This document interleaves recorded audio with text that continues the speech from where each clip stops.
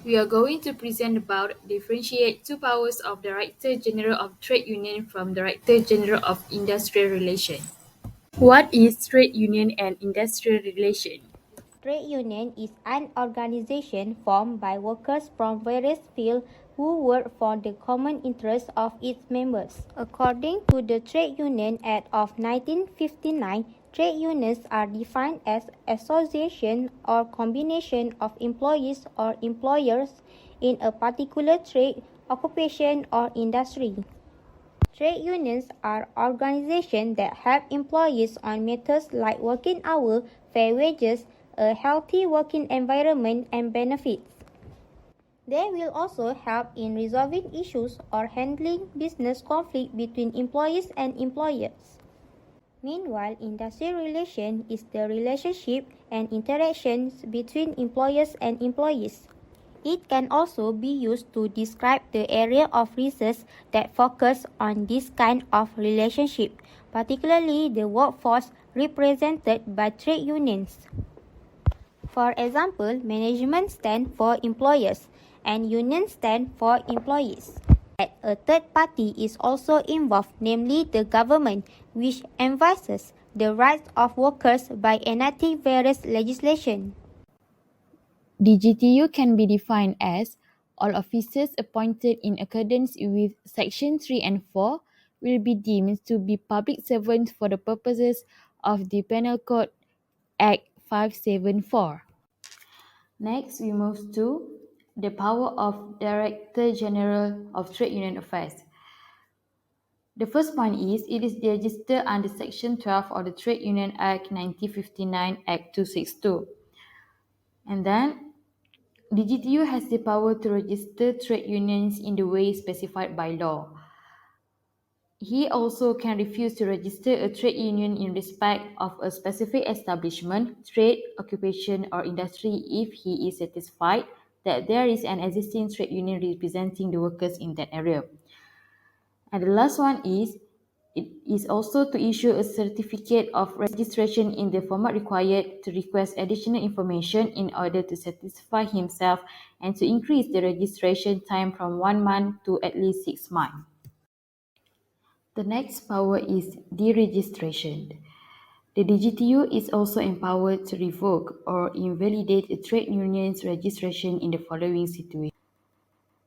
Next, the Director General may request additional information in order to confirm that any application complies with this Act and any regulation established thereunder, or that the trade union is eligible for registration under this Act. And the last one is the Dgtu has the authority to order the suspension of a trade union branch if it determines that the branch has violated this Act's provision or the relevant union's bylaws. M-Bank Yellow Union is one of the examples for the reference case of deregistration. The National Union of Bank Employees NUBE unsuccessfully sought a court judgment ordering the Dgtu to deregister a yellow union established by M-Bank management. This regarding evidence of management interference in setting up KEPPA, the High Court ruled on a technicality and denied the NUBE case. Supervising all the industry relations within Malaysia, play the role of an indicator that seeks solution for the peace and harmony of the two parties in the employment sector, which is employee and the employers. DGIR is the same as the DGTU, in which both are the civil servant. DGIR is also appointing its position as a result of the appointment of the Yang di-Pertuan Agong. DGIR has six power. First is providing reconciliation service, which means that DGIR will play a role as a third party that when there is a commercial dispute between the employees and the employer happen, DGIR will calming the situation first and then trying to calm the heat of both parties by finding what is the best to make this dispute to stop.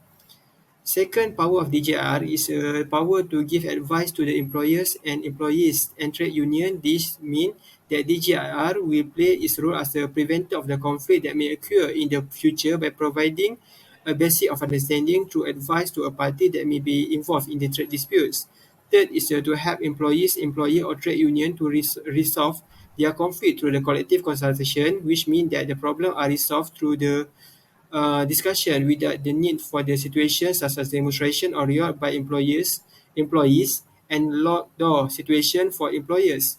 Next, the power to return employees to their old job after resolving dispute from the employees' representative. Employees representative who lose their job as a result of dismissal or loss of position will be assisted by the DGIR to return after all the dispute have been dissolved between the employee and the employer. Next, the power of DGIR is to recognize any trade union that claim to be official because DGIR have the authority to register any of the trade union who want to be registered. Lastly, the power to have employees who have been oppressed due to unfair treatment by the employers. As a reference, we can see in the case of the National Union of Bank (NUBE) versus Alliance Bank, the Federal Court declared Bank Muamalat and Alliance Bank to be guilty of a union busting by promoting staff without giving them any executive power as implied in their letter of appointment. The union said that the Federal Court agreed with the lower court determination that the two banks had promoted secretary to executive simply to prevent them from becoming part of NUBE. For promoting workers without actually giving them executive power, NUBE asserted that both banks has violated the union. My turn, and I'm going to talk power differences between Director General of Trade Union (Dgtu) and Director General of Industrial Relations. The first difference is power limit available. As we all know, the power given to the Director General of the Trade Union is wider than the Director General of the Industrial Relations. When it comes to a problem or dispute involving the registration and deregistration of trade unions, fund and account matters, and the trade union's membership, the DGTU has greater authority than DGIR. However, there are some circumstances under which the DGTU may cancel a trade union's deregistration, such as when the certificate of registration was obtained or issued through fraud or error, one or more of the trade union's objective or rules are illegal, and when another trade union's member violates a trade union's rule. Director General of Industrial Relations has the authority to refer the case to the Director General of Trade Union. After the DGTU has decided that a trade union is competent, the DGIR must conduct a secret ballot to determine whether the majority of workers support it. The Minister of Human Resources will ultimately decide whether to accept or reject the union's request for recognition. As in the case of the Kesatuan Kebangsaan Pekerja-Pekerja Syarikat-Syarikat Pembuatan Keluaran Getah vs Yang Berhormat Menteri Sumber Manusia and ANA. After obtaining no response from the employer, the minister rejected the union's request for recognition on the grounds that it lacked the power to advocate on behalf of the workers. The trade unions challenged the minister's decision in court, invoking Rule 3, Section C of the union's constitution and the nature of the employer's business. The court agreed with the minister's decision to deny the trade union recognition because the workers were engaged in the production and repackaging of medical products made of only 3% rubber and 97% non-rubber material. Second is DGTU has complete authority over trade union deregistration. All he can do is revoke, deregister, or remove the trade union certificate. Although no other party is involved in this procedure, he must confirm that trade union committed fraud and other violations in order to obtain the certificate before it may be revoked. The DGTU occasionally exercises his judgment when making a choice. The DGIR will employ the conciliation approach, which entails aiding both the union and the business. If both parties agree to the DGIR recommendation or suggestion, the disagreement is settled and the case is closed. If neither side agrees to the suggested remedy, the DGIR will send the matter to the most senior party, the Minister of Human Resources. The matter is settled if an agreement has been reached by the disputing parties. The industrial court will decide whether the award should go to the employer or the trade union or the employer representation, but if they haven't, the minister will bring the matter before it. As in the case of Nur Aizan Muhammad Tahir vs Takaful National Berhad, even if the following award related to the firing of an employee and wasn't a trade dispute, the issue relative to the issue discussed during a conciliation session is the same. The industrial court determined that the company's objection to the to the introduction as evidence of the claimant's letter to the Industrial Relation Officer under Section 54, Section 2 of the Industrial Relation Act shall be overruled.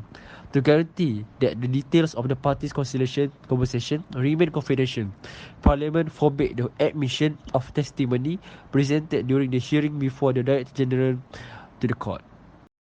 The Dgtu has more authority than the GRR when it's come to trade union registration and deregistration, as well as the management of union finance and personnel. Dgtu and DGRR have different scope of work. With respect to its authority, the Dgtu is empowered to carry out any action it sees fit without involving any third parties.